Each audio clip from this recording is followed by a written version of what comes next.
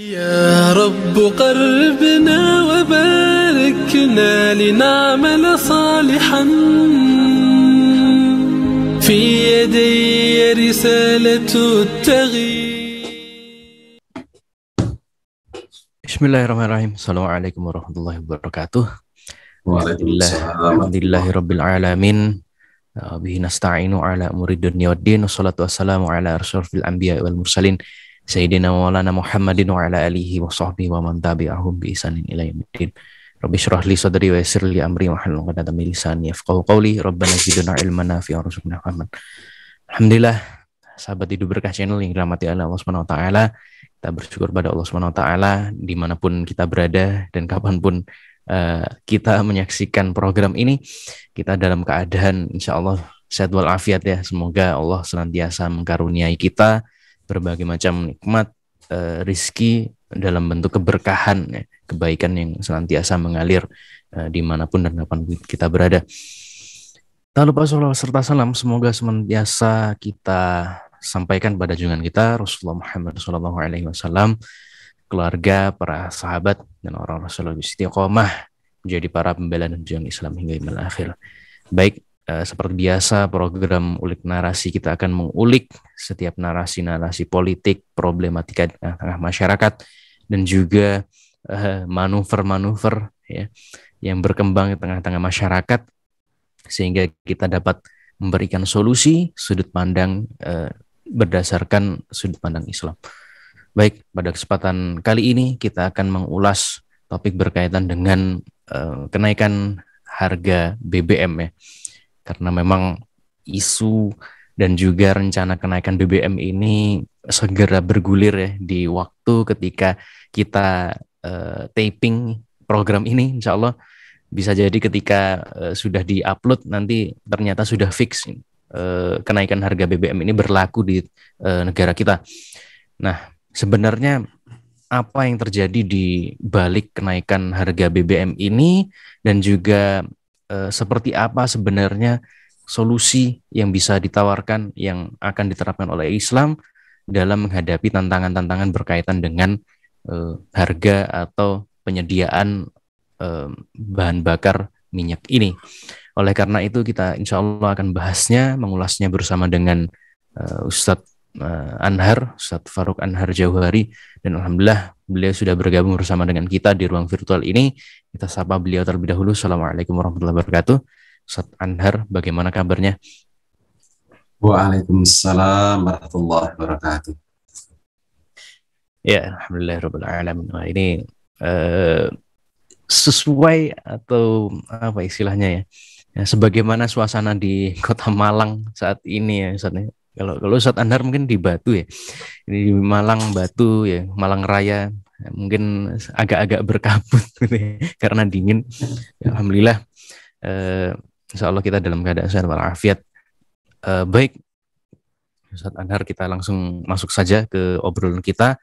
Yaitu kita sama-sama ketahui bahwasannya insya Allah besok ya, kalau sekarang ini tapingnya tanggal 31 Agustus ya, kita ketahui dengan seksama bahwasannya tanggal 1 September ini adalah rencana kenaikan harga Pertalite ya. Nah, ini wallahu alam apakah bahan bakar yang lainnya juga Pertamax dan solar apakah ikut naik juga. Nah, tapi kurang lebih sebenarnya apakah kebijakan ini tepat deh, kenaikan harga BBM ini terlebih di dalam kondisi ekonomi sedang tidak baik-baik saja, Ustaz. Ya.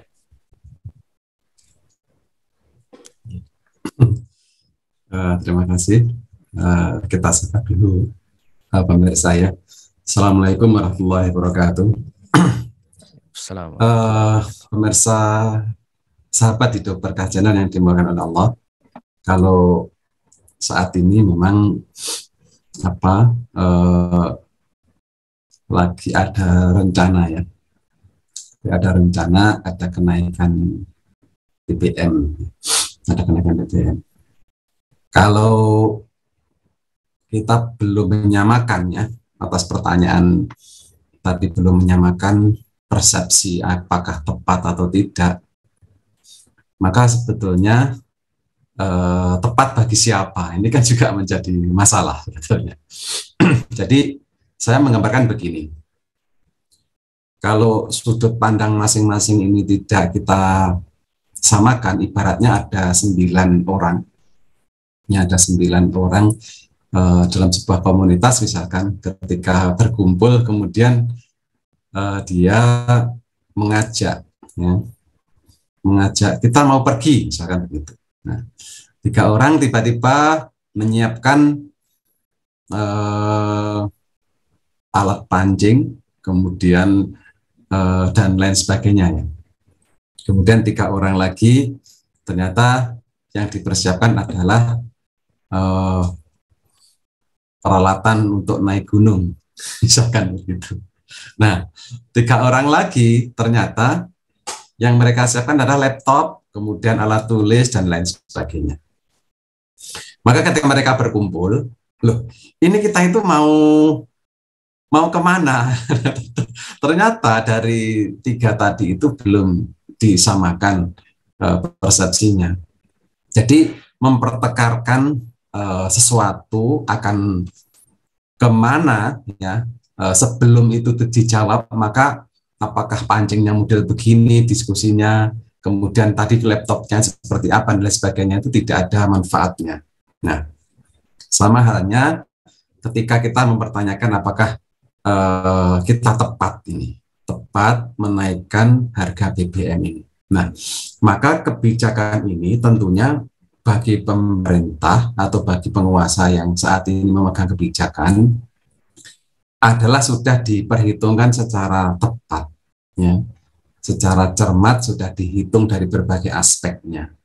Ya, tetapi bagi masyarakat itu pun juga dirasa tidak tepat karena ada kondisi-kondisi di masyarakat saat ini yang sebetulnya memerlukan beban. Nah, ketika dua menurut pemerintah tepat, kemudian menurut masyarakat tepat, ada hal yang mendasar, ya.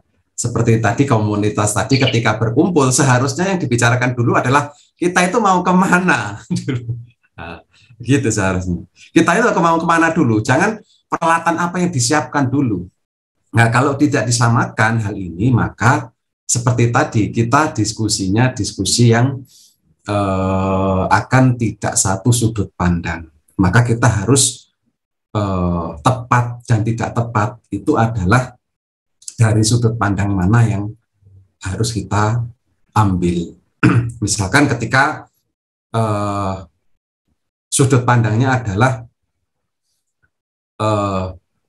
hubungan antara penguasa dan rakyat itu misalkan adalah hubungan jual beli, ya. Masyarakat menganggap itu hubungan jual beli, ya tepat sekali bagi penguasa karena adalah rakyat adalah pasarnya.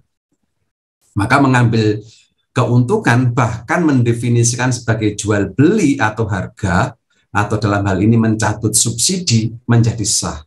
Apakah benar itu subsidi atau tidak? Nah, itu persoalan yang lain yang akan menjadi masalah. Misalkan begini. Nah, ketika ini subsidi ini dicabut, ya, kita tahu bahwa menurut ilmu akuntansi kita yang disebut dengan subsidi itu apa? Nah, begitu. Nah, yang disebut dengan subsidi itu bagaimana? Nah, ternyata kalau kita lihat subsidi itu adalah pengertiannya selisih antara harga pokok produksi. Nah, kan begitu. Tetapi ini makna ini ternyata kan dialihkan, ya. Dialihkan menjadi subsidi atas harga pasar dunia. Nah, apakah itu subsidi atau tidak? Nah, kan begitu. Nah, adapun jual beli juga begitu. Kalau hubungan tadi kita merumuskan dulu, apakah penguasa itu sebagai pelayan atau sebagai penjual, maka ini seharusnya diskusinya harus mengarah ke sana dulu. Nah, sebelum ini dipecahkan, maka saya kira untuk menentukan tepat atau tidak tepat, akan diskusinya menjadi menjadi debat kusir nanti. Nah, begitu saja. Jadi Kita tidak bisa merasakan ketika pandangan penguasa kepada rakyat adalah transaksi jual beli, maka ya tepat menaikkan. Tetapi kalau pelayanan, nah sudut pandangnya saja sudah berbeda. Mungkin itu, Ustaz. Ya, baik. Ya, ini kemudian jadi pertanyaan adalah sebenarnya dengan kondisi saat ini, dengan berbagai macam konstelasi politik, kemudian bagaimana di dunia internasional juga kan memang karena setiap perdagangan, komoditas dan lain sebagainya, salah satu hal yang sederhana misalnya penentuan harga ini kan terikat juga dengan dunia internasional ya, seolah-olah seperti itu. Nah ini sebenarnya ketika kita mencoba membayangkan ke depan, visi ke depan misalnya, oh kita menginginkan negara kita ini menjadi pelayan saja, bukan menjadi seolah-olah menjadi perusahaan yang melakukan jual beli, korporat begitu ya. Apakah kondisi sekarang memungkinkan untuk mengubah negara sebelumnya menjadi sebagai tanda kutip perusahaan melakukan jual beli menjadi pelayan itu tadi? Ya. Kalau maka ini tadi kan hubungannya dengan perdagangan luar negeri. Nah, kita lihat ya, kalau struktur ekonomi kita ya, atau dalam hal ini kita mempertanyakan yang lebih mendasar lagi, misalkan itu minyak bumi itu punya siapa? Nah, kalau pertanyaannya mengarah ke sana, berarti kan diskusinya kalau ternyata itu jawabannya itu adalah milik Menteri Keuangan, Menteri Keuangan, misalkan begitu. Maka kan suka-suka Menteri Keuangan untuk mengatur atau menjual harga dengan ke luar negeri. Itu hal yang pertama. Kemudian hal kedua, ketika ditanyakan posisi negara tersebut, ya, atau minyak bumi itu adalah sebagai negara produsen, ya, sedangkan ke luar negeri itu adalah yang lebih harganya lebih tinggi adalah menjadi pasar, maka kan tidak menjadi masalah. Justru negara produsen itu adalah akan mendapatkan keuntungan atas perdagangan luar negeri. Ya, jadi kita mendapatkan dolar lebih tinggi karena kita dibeli minyak dunia lebih tinggi. Ya, jadi tidak ada kaitannya sebetulnya. Ketika jawabannya bahwa minyak bumi adalah milik bangsa Indonesia, misalkan begitu. Nah, pertanyaan ini ketika ternyata minyak bumi adalah milik bangsa Indonesia, bukan milik Menteri Keuangan misalkan, maka sudah menjadi apa? Jawabannya itu ketika minyak dunia naik, maka yang mendapat keuntungan adalah rakyat, karena memang milik rakyat. Nah, jadi posisinya seperti itu. Nah, kemudian dengan menjawab pertanyaan minyak bumi itu adalah benar tidak milik siapa, nah itu ternyata bukan milik pemerintah tetapi milik rakyat Indonesia. Nah, ini maka akan menjadi urusannya berbeda. Nah, bayangkan panjenengan misalkan ya punya sepeda motor, kemudian punya atau laptop lah. Kemudian laptop itu punya jenengan, kemudian saya jual ke jenengan. Nah, itu kan menjadi lucu sebetulnya. Kan begitu. Nah, oleh karena itu sebetulnya, karena apa? Dengan menjawab minyak bumi itu milik siapa, kalau kita lihat pasal 33 misalkan. Nah, kita perhatikan dalam konteks ini negeri kita sudah merumuskan ternyata seluruh harta kekayaan alam yang ada di dalamnya ya, itu adalah milik rakyat, ya dikelola oleh negara dan digunakan sebaik-baiknya demi kemakmuran rakyat. Maka di situ karena milik rakyat, maka seharusnya yang disebut dengan subsidi itu menjadi sesuatu yang harus kita pertanyakan. Karena ini memang milik rakyat, harus dikembalikan. Kalau ada keuntungan atas kenaikan pasar minyak dunia, maka rakyat akan diuntungkan. Jadi termasuk juga subsidi ini. Pengertian subsidi jangan sampai menjadi, kalau dalam ilmu politik adalah tadlil siasi, penipuan politik. Ya, jadi sebetulnya bukan subsidi. Kalau pengertian subsidi itu adalah selisih atas harga pasar dunia atau harga keekonomian, ya, maka ini kan apakah benar kalau dijawab tadi minyak bumi adalah milik bangsa Indonesia? Nah, yang benar adalah subsidi itu bermakna sebetulnya adalah selisih atas HPP, harga pokok produksi, bukan harga minyak dunia, kan begitu. Nah, ini kan mendudukkan siapa rakyat, siapa penguasa, kemudian siapa perdagangan luar negeri. Nah, dengan supaya jelas. Nah, ini sebetulnya tidak hal yang tidak aneh. Jadi kalau kita melihat tadlil siasi ini, dulu kita pernah misalkan utang itu disebut dengan bantuan luar negeri. Gitu. Jadi yang disebut bantuan itu seharusnya kan tidak mengembalikan. Definisi bantuan, kemudian kok mengembalikan. Ini utang atau pinjaman atau bantuan. Tapi untuk membungkus ini, mengalihkan makna semata-mata tidak hutang yang wajib mengembalikan, maka penyebutan ini disebut dengan bantuan luar negeri. Nah, jadi padahal hakikat bantuan seharusnya kan tidak punya kewajiban mengembalikan. Nah, ini kok punya kewajiban mengembalikan, artinya itu sebetulnya adalah utang. Nah, kemudian tadlil siasi ini akan kita mendapatkan istilah-istilah yang banyak sekali, maka seharusnya kita sebagai seorang akademisi harus memahami secara definisi yang ilmiah, ya, gitu. Apa seharusnya akuntansi itu, subsidi itu apa sih sebetulnya? Nah, kemudian bantuan luar negeri itu apa? Kemudian utang itu apa? Itu kan sesuai dengan ilmu akademis yang kita miliki, kan kita bisa melihat. Tetapi itu namanya adalah tadlil siasi. Jadi pembohongan publik sebetulnya. Nah, begitu, Ustaz. Ya, baik. Alhamdulillah.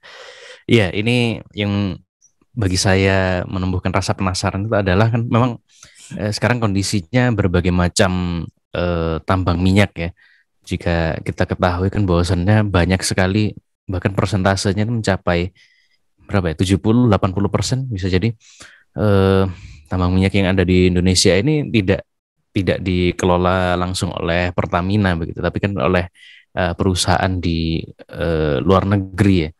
Dan ini sebenarnya apa yang terjadi di negara kita di masa lalu, apa istilahnya, ketika kita memang berusaha untuk memposisikan tambang-tambang minyak ini dan juga produknya yang dalam bentuk BBM ini, bahwasannya ini adalah miliknya rakyat, katakanlah seperti itu. Lalu kenapa kemudian pengelolaan ini jatuh ke tangan asing, yang notabene pada akhirnya kan ketika pengelolaan itu jatuh ke tangan asing, kemudian akhirnya terikat dengan aturan-aturan yang tadi internasional, harga-harga barang internasional begitu, akhirnya rakyat menjadi dirugikan. Sebenarnya apa yang terjadi di masa lalu?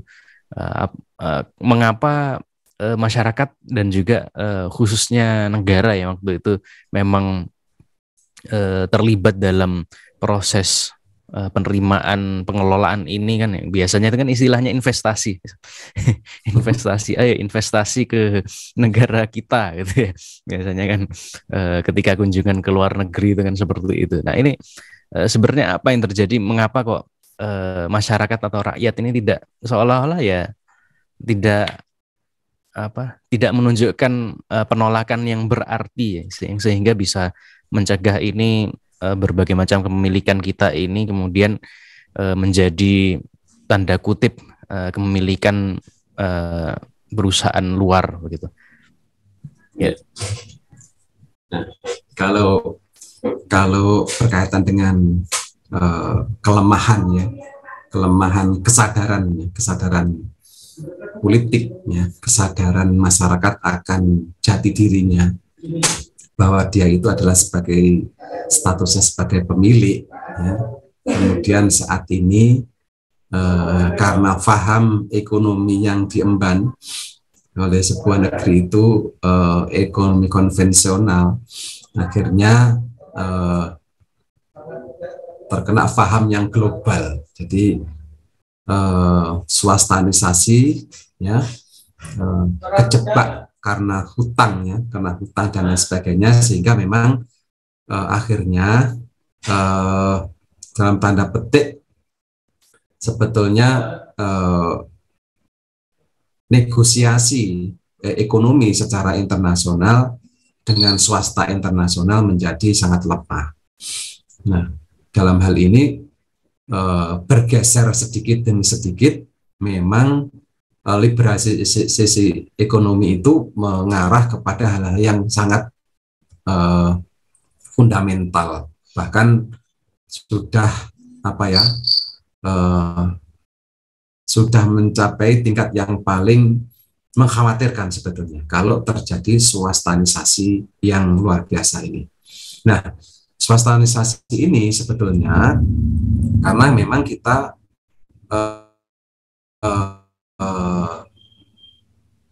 negeri ini itu di dalam hal mengambil faham gitu ya, mengambil faham itu tidak erat lah ibaratnya begitu. Jadi sesungguhnya mempertahankan nilai-nilai kekayaan alam yang ada di dalamnya ini, negosiasinya dengan luar negeri akhirnya bisa dikatakan adalah mengalami kekalahan. Nah, sehingga memang kalau kita petakan, sesungguhnya swastanisasi ini adalah, atau investasi ini sebetulnya adalah investasi yang juga termasuk masuk jebakan tadlisiasi tadi ya, dibungkus dengan investasi padahal sebetulnya adalah liberalisasi ekonomi, sektor-sektor yang paling urgent dibutuhkan masyarakat luas yang seharusnya memperkuat BUMN ya dalam hal ini, tetapi memang dibuat rugi ya, dibuat rugi dan dibuat compang-camping ya, bisa dikatakan begitu. Karena kan aneh ini ya. Jadi kalau kita lihat misalkan kalau posisi pemerintah itu sebagai penjual ya, minyak bumi itu kan atau BBM itu menjualnya kan tidak ada saingannya, bisa dikatakan begitu. Dijual berapapun itu sama rakyat itu pasti dibeli. Jadi kan pasti dibeli karena memang sudah kebutuhan. Jadi ini yang diketahui, ini sangat pasar yang menjanjikan sekali, pasti dibeli oleh rakyat, tidak ada banyak saingannya, ya rakyat tidak mungkin menyainginya, jadi single factor. Kemudian kok mengalami BUMN itu rugi bahkan sampai dijual. Nah, ini sesungguhnya yang mengkhawatirkan kehidupan kita. Ya. Nah, gitu. Baik. Iya, kemudian kita pasti merasakan ya, Ustaz ya, bagaimana dampak nanti ketika BBM ini naik. Loh, memang ketika BBM sebelumnya Pertamax ini naik kan memang orang-orang apa istilahnya, kalau bahasanya eksodus ya, dari sebelumnya membeli Pertamax, akhirnya yang sebelumnya masih sanggup, masih mampu beli Pertamax, kemudian beralih ke Pertalite. Nah, ini kemudian Pertalite ternyata naik ya. Naik, rencananya seperti itu. Dan kemudian beberapa kalangan masyarakat yang terdampak ini kan memang salah satunya adalah para pekerja atau yang aktivitasnya itu melakukan transportasi di tengah-tengah masyarakat nih. Salah satunya adalah ojol ya.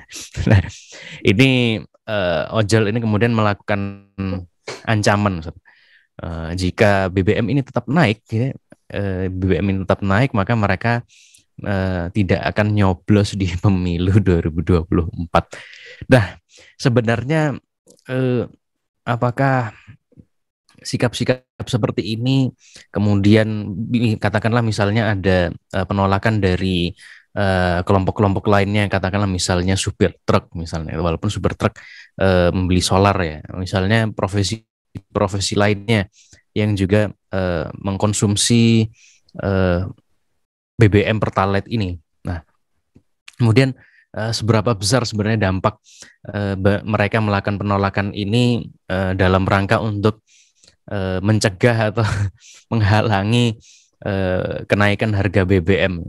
Powernya ini apakah sudah cukup untuk menghalangi ini? Ya, kurang lebih seperti itu.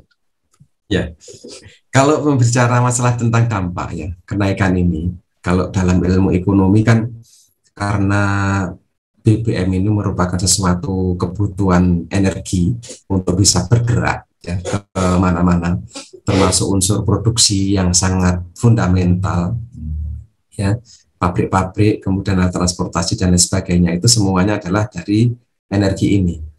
Maka pasti dengan kenaikan bahan-bahan BBM ini, seluruh bahan pokok bagi masyarakat luas pasti naik. Kenapa demikian? Karena memang akan membiayai ongkos produksi, ongkos distribusi. Nah, kan begitu. Jadi karena membebani ongkos produksi dan ongkos distribusi bagi pabrik-pabrik, bagi usaha kaki lima dan lain sebagainya, maka mereka pasti akan menaikkan. Maka inilah yang disebut dengan inflasi. Nah, kalau kita lihat inflasi ini merupakan memang penyakitnya dari ekonomi yang yang kita anut saat ini. Kan terjadi inflasi.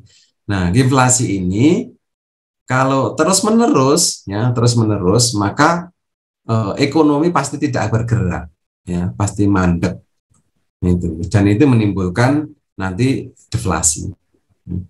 Jadi penyakitnya inilah yang sudah sebetulnya para ekonom sudah bisa menebak dan merumuskan, sehingga memang yang paling akan mendapatkan dampak yang paling besar adalah masyarakat luas atau rakyat dalam hal ini, karena menguasai hajat hidup orang banyak.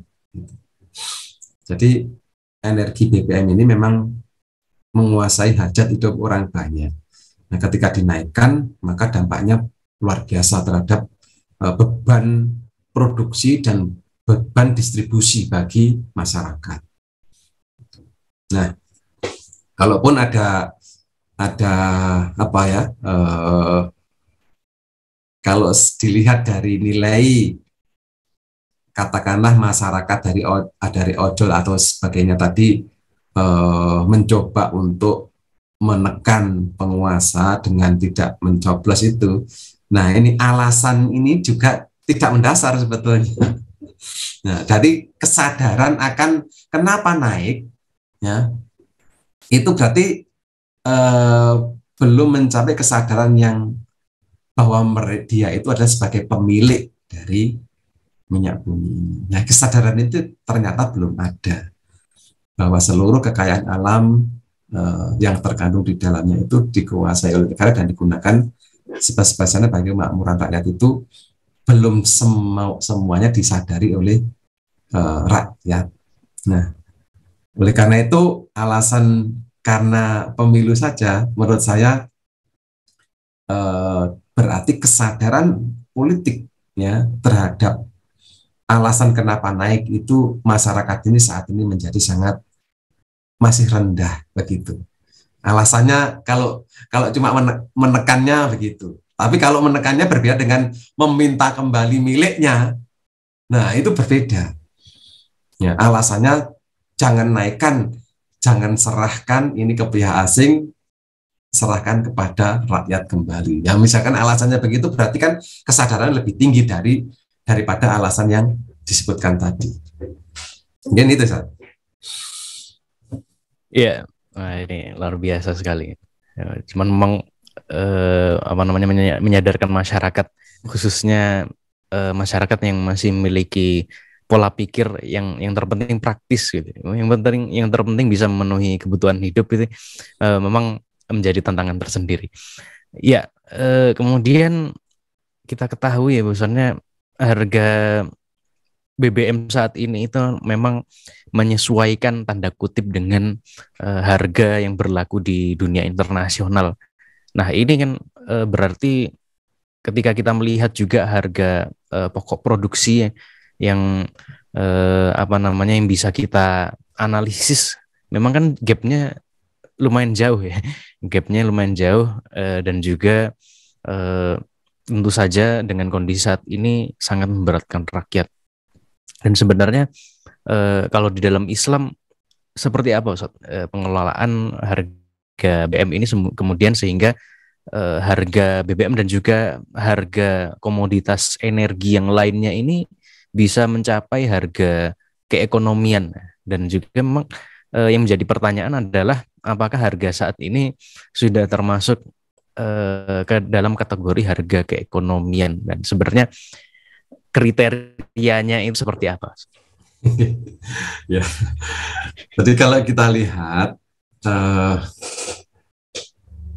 kalau kita kembalikan lagi kepada hukum Allah ya, kepada sistem ekonomi Islam, itu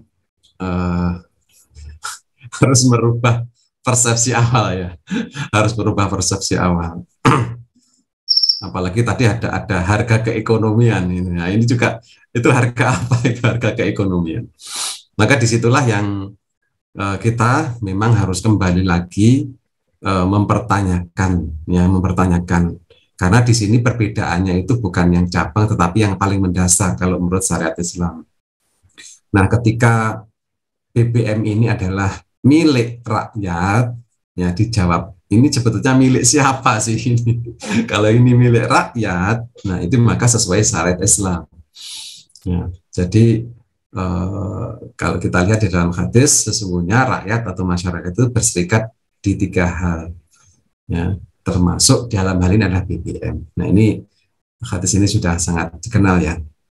Jadi kalau pandangan ini menurut syariat Islam adalah sebagai milik rakyat ya, yang harus dikelola oleh rakyat, nah maka tidak ada kaitannya dengan perdagangan luar negeri atau harga keekonomian tadi.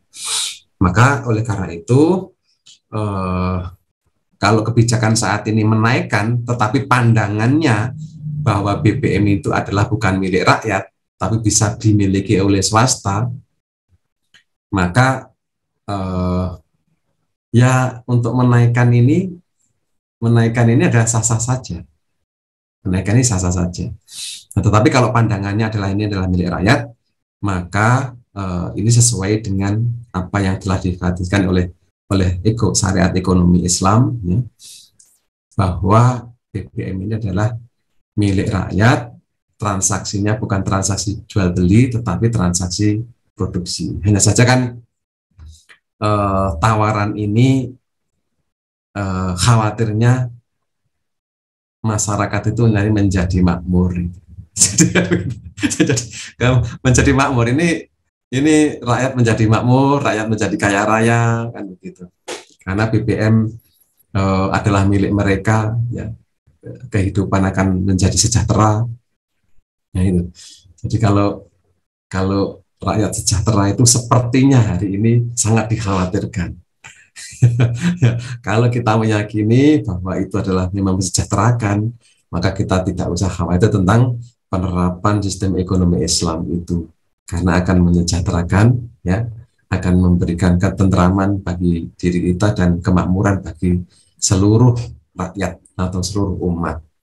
Nah, jadi kalau kita membahas tentang bagaimana struktur ekonomi Islam ini, pertama kali yang kita bahas adalah sesungguhnya harta itu atau dalam hal ini BBM itu adalah milik siapa.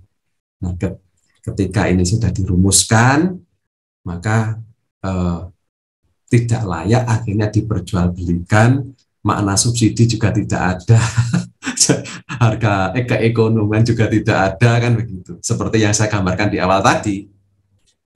Nah, diskusinya memang harus lebih mendasar lagi. Dan ini sebetulnya sudah ada di dalam amanat Undang-Undang Dasar 45, sudah ada. Itu, pasal 33. Jadi, mungkin itu, Ustaz. Baik, alhamdulillahirrahmanirrahim. Tadi pertanyaan terakhir, Ustaz. Barangkali ada closing statement, Ustaz, sebagai kesimpulan dari diskusi kita pada kesempatan kali ini. Fadhal. Ya. Sahabat hidup berkah yang dimuliakan Allah, alhamdulillah ya, diskusi tadi kalau kita simpulkan bahwa penyakit atau problematika ekonomi ini yang diantaranya adalah kenaikan BBM, ini adalah tidak berdiri sendiri, ya, tidak berdiri sendiri bersama problem-problem yang lain, ya, berasal dari sebuah hal yang paling mendasar, ya, karena tidak diterapkannya hukum sistem ekonomi Islam di tengah-tengah masyarakat kita. Oleh karena itu kita menyadari ternyata bahwa sistem ekonomi yang diterapkan ini dengan statement-statement harga keekonomian, subsidi, ya, kemudian ada nilai investasi, maka kita memang harus menyadari bahwa sistem yang sekarang dijalankan adalah sistem ekonomi liberalisme. Dan ini bisa diselesaikan, ya, oleh sistem ekonomi Islam dengan sangat mudah dan gampang. Karena sistem ini sudah terbukti secara akal juga bisa dijelaskan akan menyejahterakan bagi kehidupan umat manusia. Mungkin itu Ustaz yang bisa saya sampaikan. Monggo. Baik, ya, jazakallahu khairan katsiran pada Ustaz Anhar, Ustaz Farouk Anhar Jauhari telah bersedia bersama dengan kita, ya, berdiskusi, berbincang, mengulik narasi soal kenaikan harga BBM yang sampai saat ini masih rencana, insya Allah ketika di-upload ini bisa jadi sudah dinaikkan, ya. Ya, semoga kita semua senantiasa dalam keadaan limpahan rahmat dan hidayah sehingga kita bisa menjelaskan, bedakan mana yang hak dan mana yang batil dan serta memperjuangkannya. Baik, sekali lagi terima kasih banyak, dan juga pada pemirsa sahabat hidup berkah channel yang dirahmati Allah Subhanahu wa taala, juga terima kasih banyak karena sudah menyaksikan video ini. Jangan lupa untuk sebarkan pada orang terdekat Anda sebagai wasilah untuk menambah amal jariah.